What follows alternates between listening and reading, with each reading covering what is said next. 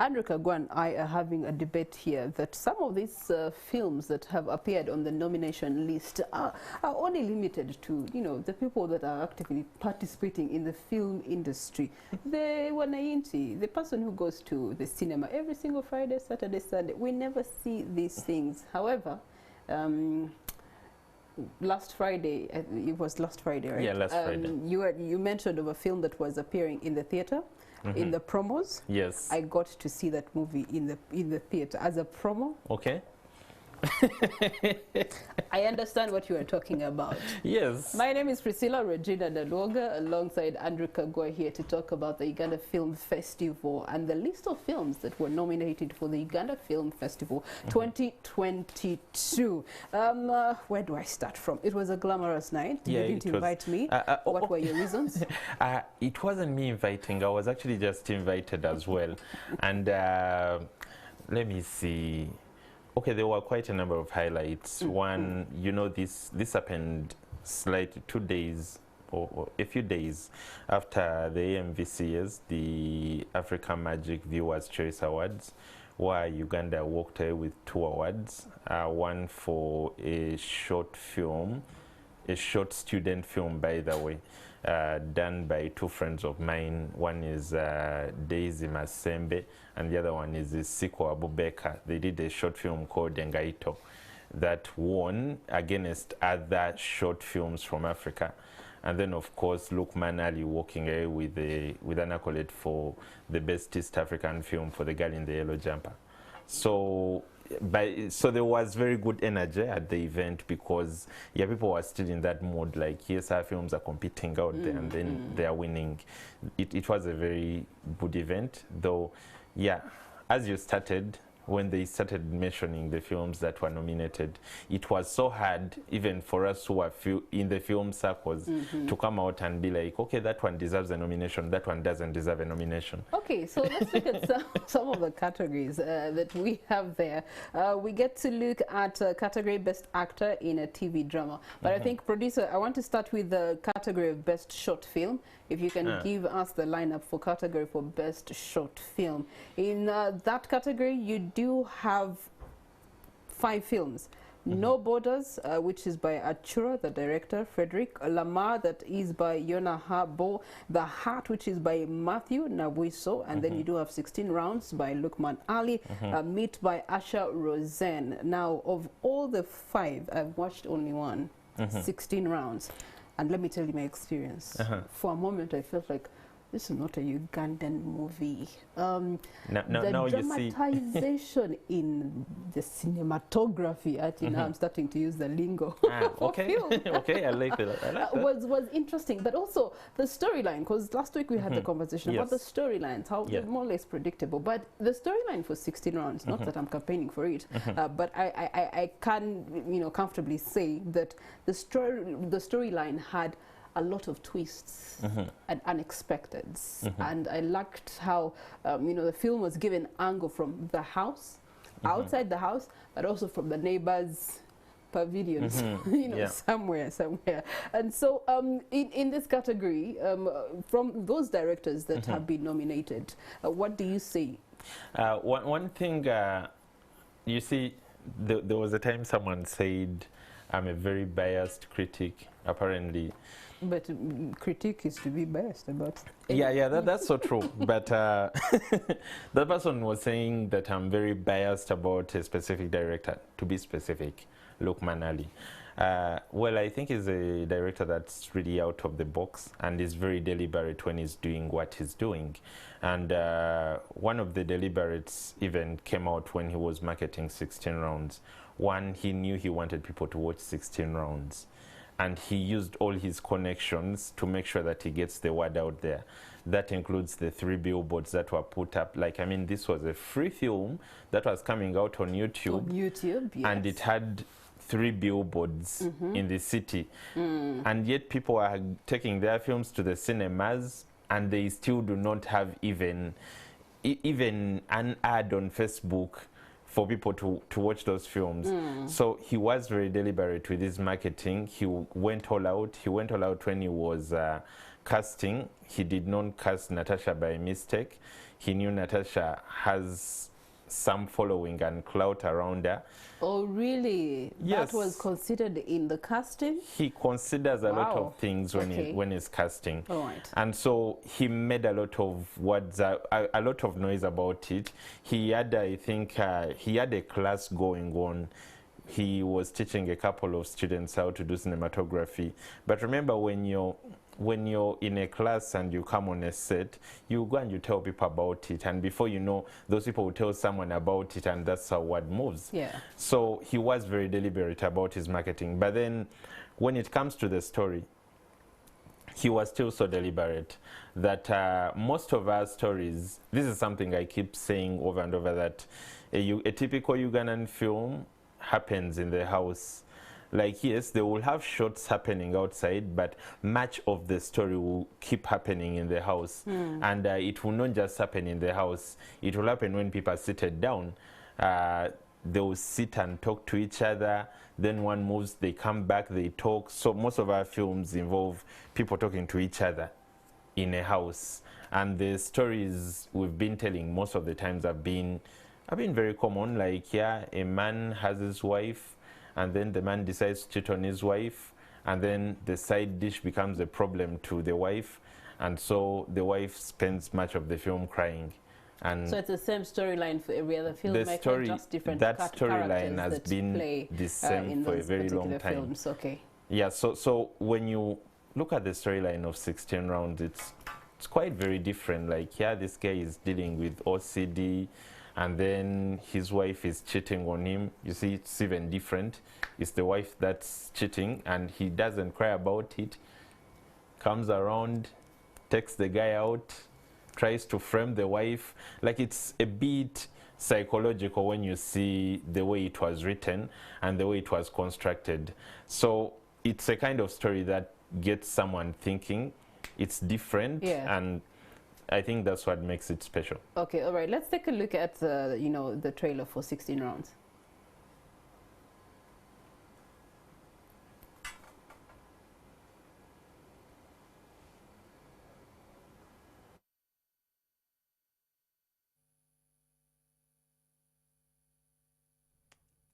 Do they work? Yep. I haven't wanted a cigarette in about 15 hours or so. Oh, good. Ow.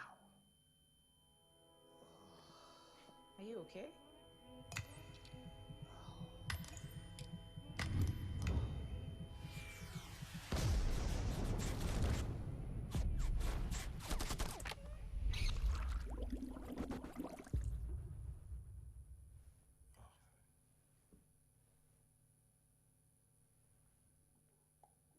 Should I get you something from the kitchen? No, I'm good. All right, that's a very interesting clip. How they merged trauma, the reality of what he went through, and the aftermath of his trauma, and how he's reacting and responding to trauma, but also how creatively and craftily his wife is actually milking that trauma to continue with her extra economic activities elsewhere. And you see, in the storyline, he actually wanted to get rid of her, but he wanted to divorce her without her getting anything. So that's why it was very important for him to record her when she's cheating on him, so that he can use that as proof. And you know my favorite part of this particular movie? The jigsaw that he uses to like the splitting of the blood. That's the first Ugandan scene that I've seen where it looked a bit real, almost Hollywood. I actually stopped there, continued with the movie the next day because I was still profound by the whole particular image in there. Anyway, so we are looking at the Uganda Film Festival 2022, and the whole theme is celebrating Ugandan films. And so yesterday the UCC executive director made a statement that Ugandan film industry has grown in terms of quality and talent. What do you make of that statement? Ugandan film industry has people that have grown. You see, it's a very different thing to say the industry has grown, because if the industry grows, that means if I walk out of this studio and I go into the market, I can easily find other 10 people that are doing what Lukman is doing with the camera. that I can easily find people that are doing what Isiko Abubeka is doing on sound, or I can easily find others who are good sound designers, like say Andrew Wahura. But that's not the case. We have individuals that are remarkably good at what they do. And the problem is that when those people do very, very good work and it gets a lot of shutouts out of the country, we kind of feel like the industry is growing at large. Yet we forget that these are just few individuals. So yeah, on her statement, I do not believe the industry has grown that much. It has improved, but we have people that are remarkably very good, and at times it's easy for those people to fool you that the industry altogether is moving at the same pace. Okay, all right. So what do you make of some of the movies that were nominated from the awards in this festival? One, it is so, that's one of the hardest things about the festival in Uganda. One, it needs to change with culture. You see, when the festival started giving out money, people started producing for the festival. They stopped producing for the fans. And because of that, you go through the... That's true. I've actually experienced it. I've had the privilege of interacting with some of these producers and directors, and that's always at the back of their mind. They're targeting the festival to be nominated to put all their product to actually step into the festival period. You're right. So what happens is, do you know, as you be like, I don't want to put all my cards on the table, because I want to see what others have and I see how I can compete with them. So Ugandan filmmakers do not want to release films before the festival happens, because they want to see how bad or how good others are. And you see, because people release films without planning a lot on who is going to watch it, who is going to do what. So they are people that are going to see you release a good film, and they will try to put together an easy script to go and shoot a better film than yours so that they can beat you at the festival. Okay. All right. That's interesting. So because people are afraid of someone might work out a better film than mine, if I release mine, we do not have films releasing before the festival happens. Okay. So you can imagine we've gone through January and now we are in May, and all of a sudden we have about 17 films that are announcing that they'll be screening after the festival is done. But most of them are banking, if I get money in the festival, I'll just do one screening for just, and then I'll go and enjoy my award money. And How much money are we talking about? It differs. For example, I think the best feature film gets about 20 million. And for a Ugandan film, that might have cost less than $10,000. If you're winning best feature film and probably you won best director, yeah, that's good money. Like you have the 20 and you have about 10 more.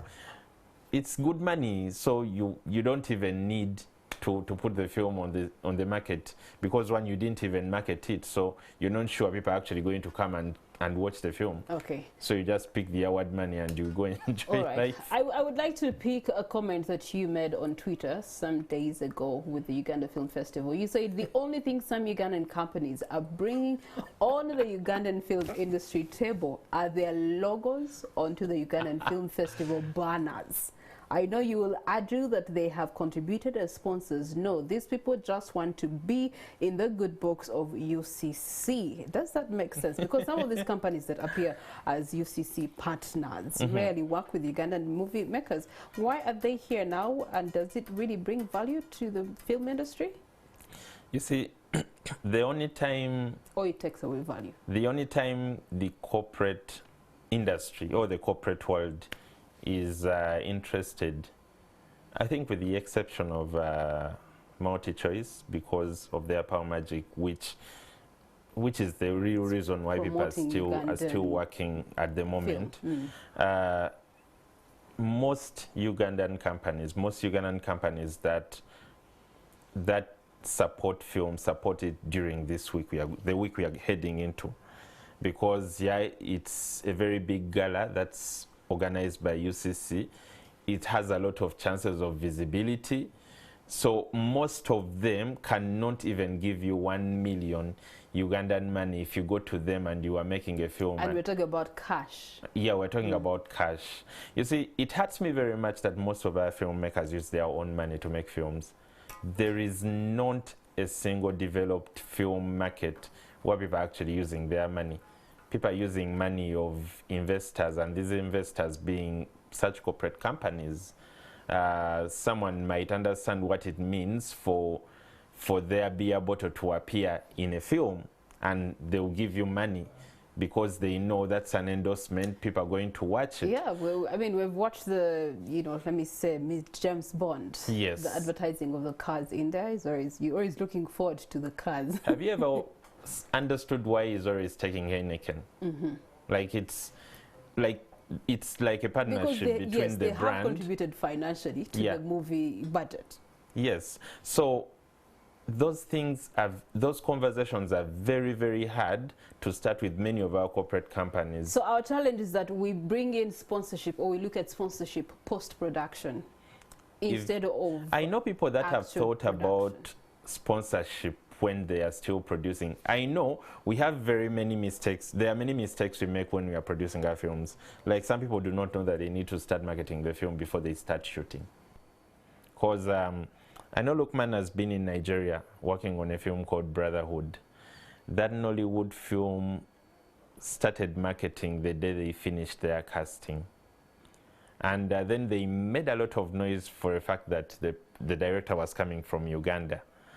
And then they started giving us behind the scenes from the day they started shooting to the day they finished shooting, which was last Friday. So they've been building momentum just in front of us, and we've been following that story happening.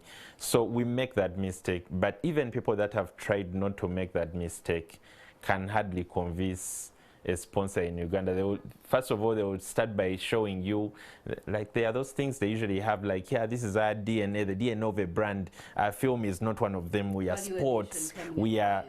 So they start. Then they ask you for value addition. And then I'm thinking, but there was a time you guys actually believed in the music industry when people were not going to the stadiums to see these artists. You believed in them, you worked with them. Of course, one of the ladies that graced the carpet of nominations, Mariam Dagere. Yeah, Mariam was one of the nominees at the MVCs for her film My Husband's Wife. And that film is also nominated for... Yes, I've seen it here. Yeah, My Husband's Wife. Okay. I think Tanya Kankindi from that film is nominated for Best Supporting Actress. Yes, category Best Screenplay. Yeah, Best Screenplay. Yeah, so, yeah, and let's face it, she's quite a very instrumental person when it comes to this industry. She has been around, she has done it, and she's one of those people that are easily recognized on the industry. And I don't know, how many films have you watched from Mariam? Well, except the ones that they used to run on TV, the series, quote unquote, Sister. Oh, wait. Is it? Yeah, that's the only one that I've gotten to watch. I don't remember. I've not watched any of them. And Yeah, that's why my challenge is because, as again you have stated, that they usually target the festive period for them to release their films, and then they don't do as much screening, neither do they make as much noise. So when it comes to us Ugandans wanting to appreciate and consume our own products, we are denied that right to consume Ugandan film because it's not there, it's not readily available. She's one of the few. Mariam is one of the few whose nominated film had been watched by Ugandans, because I know two films that had been watched by Ugandans. That's The Girl in the Yellow Jumper and Mariam's film. Mariam's film did not come out in the cinemas, but it also came out courtesy of Multi-Choice. So My Husband's Wife was, I think, was on one of the Power Magic channels. It premiered on one of the Power Magic channels. So I think I could say it's one of those films that I've watched. Finally, Kagwa. Has there been a winner from this festival that has gone on to do greater things beyond Uganda? That's hard. I think that winner could be Lukman Ali. He won for Best Short for The Blind Date last year, and then because by the time all that happened, Netflix had not happened, Brotherhood had not happened, and all these things that have been going on after. But I think he's the one I could say. I cannot really say we have that one director who came on and then went on to dominate. Okay. Yeah, so. All right, well, thank you so much, Andrew, and we get to follow. Now, of course, voting is on, and you can go to the website to be able to post your vote for Best Screenplay, Best Feature, Documentary, Best Actor, Actress, etc., etc. You have from today, the 20th of May, all the way to 3rd June for you to cast your vote. Thereafter, we will know who the grand winners are for the Uganda Film Festival 2022. Well, our film here on Morning at NTV comes to an end. Thank you so much for having been with us from Monday to Friday, and we wish you a blissful, fantastic weekend. Do something that is out of your normal. Andrew has said if the films are shot in the house, maybe even outside the house. So please, this weekend, go out of your house, go out of your compound, and go to some place that you've been wanting to go to, but maybe you're thinking funds first. No. Think fun first, think bucket list first, and then you're sorted. My name is Priscilla Regina Naloga. Have yourselves a wonderful weekend.